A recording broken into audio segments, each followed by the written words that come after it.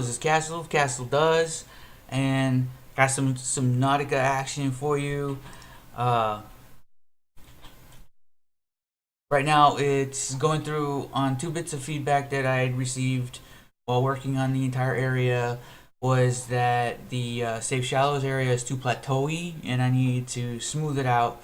And I need to also make the island, that big island that I had over there that went up above the water, which might not be too obvious just by looking at the development tools, but it goes above the water, and you can actually go up on this island and look at the crashed ship and see your escape pods all the way, like super far away. So what I got now is I'm flattening this area out, and the size of that island is being brought down because uh, it's sort of like it's an important thing to keep in mind with this is that even though I'm capable of like going totally crazy and adding a billion things in each of these areas, it's actually more important to keep pacing in mind. Like you don't want to like overwhelm the player with a whole bunch of stuff super early on. So there's it's a balancing act, and not to have too much crazy stuff. So and that ends up just kind of being uh, the majority of what goes on in this day. I also start getting kind of ready to communicate with other designers so that I can make transitions between areas a lot better. Uh, which I don't end up start actually doing until the next day because I wanted to make sure that everything was communicated with them and that they knew, oh, hey, I'm going to be loading up this area. So over here, I'm finally bringing out more of the safe shallows detail work over to the other side of the island. So almost, I'm like freaking done. I'm like, my goal was for this week to get just geometry in place, and the height map and everything like that does constitute most of the geometry.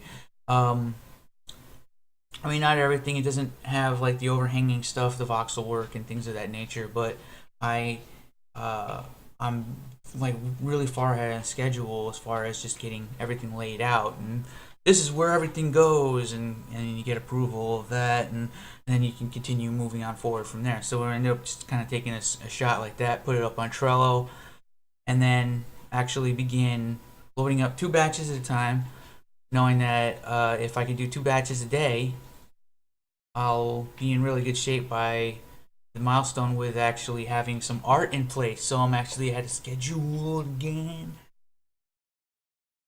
Yeah, fuck yeah. So, uh, most of it's kind of going in, getting the thick sand and the thin sands on the coral, blending materials, kicking ass, cap materials.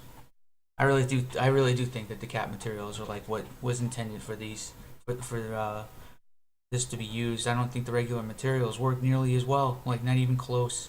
So now here you'll notice that I'm doing like some grassy plateau, which is the first biome that I worked on and when I first started making videos of this. So like the grassy plateau area is kind of partially brought in. That's because the biomes in this are not on the grid. They're not axially lined. Axial.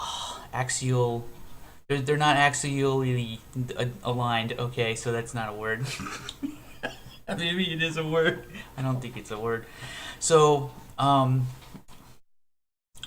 since just because of that extra roundness in the edges of all the biomes, a lot of the batches, this sort of like the cells in Skyrim.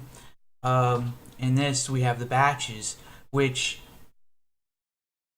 they're all on this big grid. So you'll end up with some areas that you're working on that have some of this biome and some of this biome within the same area, which is and it adds some difficulty to or some extra hurdles to make sure that we get these areas feeling correct.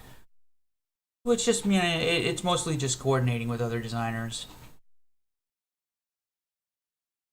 I actually I think that in a lot of ways I prefer the design methods of Bethesda's engine for Fallout and Skyrim.